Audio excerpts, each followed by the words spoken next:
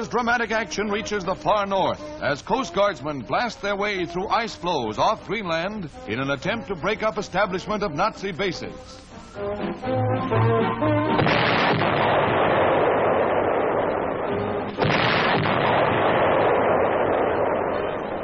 The hunt went on for 2 months, just a few hundred miles from the North Pole.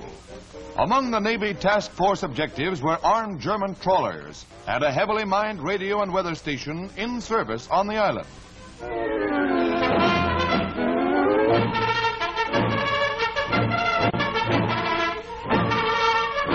The relentless search continued day and night. 60 Nazi prisoners were taken.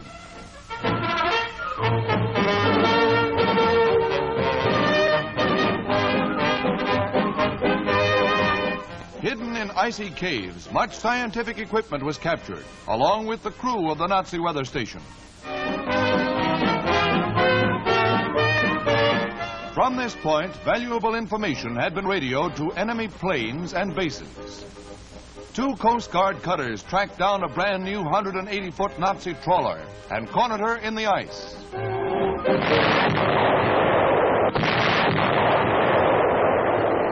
One trawler was scuttled by its crew, who were taken aboard the cutter Northland. During the Arctic operation, a 3rd armed trawler and another enemy installation were discovered. Both had been abandoned a short time before, and both were destroyed by our task force. Fighting the heavy drifts, the Northland finally smashed her rudder, and only heroic effort saved her from enemy attack. These are Coast Guard and newsreel pictures.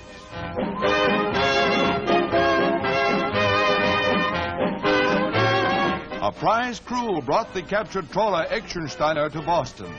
Boarded before the German crew had time to set off demolition charges, the ship is complete in every detail. Rocket launchers and 37mm guns were part of her armor. Our vital mid-Atlantic base is safe, thanks to the unceasing vigilance of the Greenland Patrol.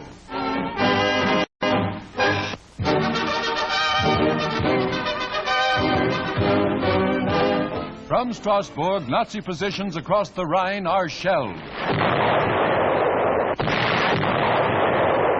Despite savage Nazi resistance, Strasbourg was taken, and Kehl came within range of American guns.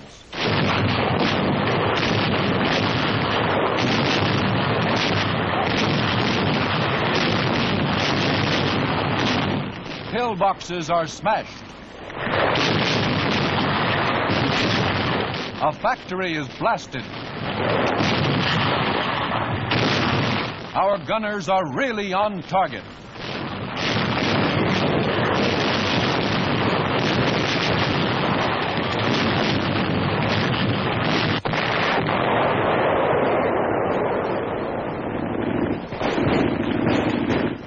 The Rhine is no barrier to Yank artillery.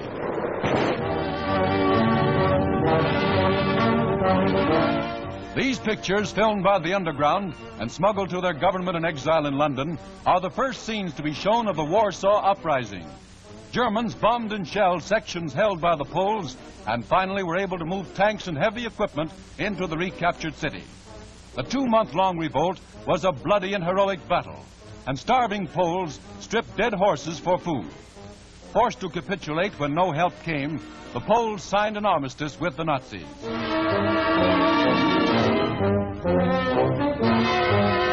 Once more, the Germans took over all parts of Warsaw, and the infantry reappears. But the battle's not over.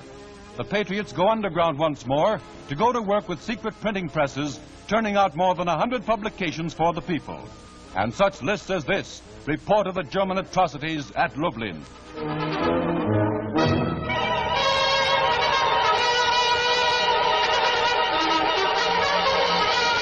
The Germans systematically reduced the Warsaw ghetto to rubble, exterminating uncounted thousands.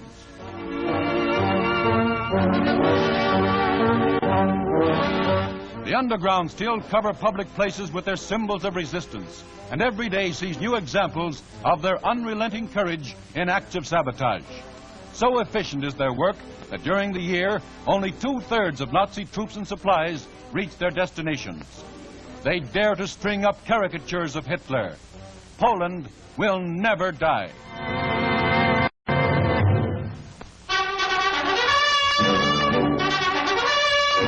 The French embassy in Washington takes on renewed activity as the capital prepares to welcome Monsieur Henri Bonnet, first accredited ambassador from the provisional French government. Madame Bonnet accompanies the new envoy to his post. Monsieur Bonnet, formerly Minister of Information in the de Gaulle government, will have an important part in post-war world diplomacy.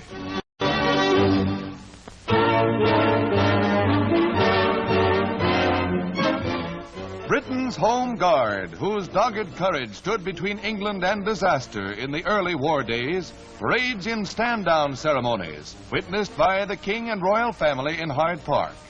These are the men who, unpaid and almost unarmed, responded to their commander and patrolled roads, watched for Nazi parachutists, and undertook the hundreds of home defense jobs when England's back was to the wall.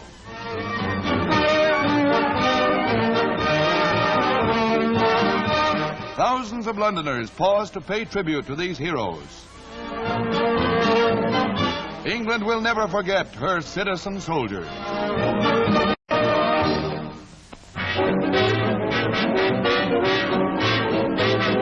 Patriotism and war bonds packed the Coliseum in Houston, Texas for a championship match between champ Mildred Burke in white and the challenger Mae Weston. 11,000 bought 20 millions in bonds to see these two dignified young ladies have a quiet romp.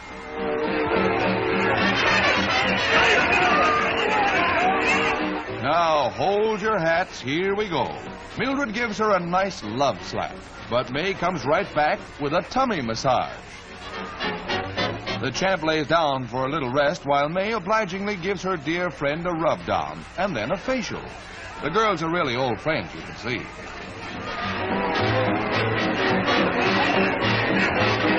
Now, may I return the compliment, says the champ, and return it with interest.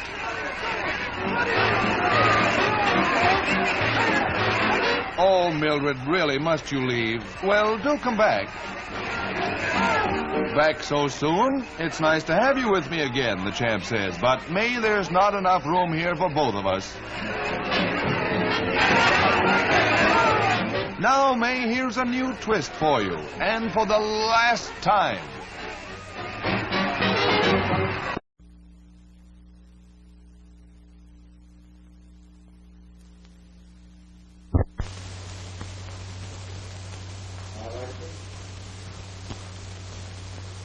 Once more, 'tis my privilege to give you my greetings for the new year. All of us hope that the war against Germany will be over within the next few months, and that our victorious sailors, soldiers and airmen will soon be with us again. We must, however, remember that our implacable enemies have their backs to the wall and that they will fight with all their strength to delay the inevitable end. But our men are in good heart, and we know that they will fight with the same undaunted bravery that has earned for Canada and her armed services the admiration of the whole civilized world. And so I bid you be of good cheer, and I enjoin upon each one of you to make a New Year's resolution to support and encourage the armed forces of Canada and our allies by every possible means and with redoubled enthusiasm and energy.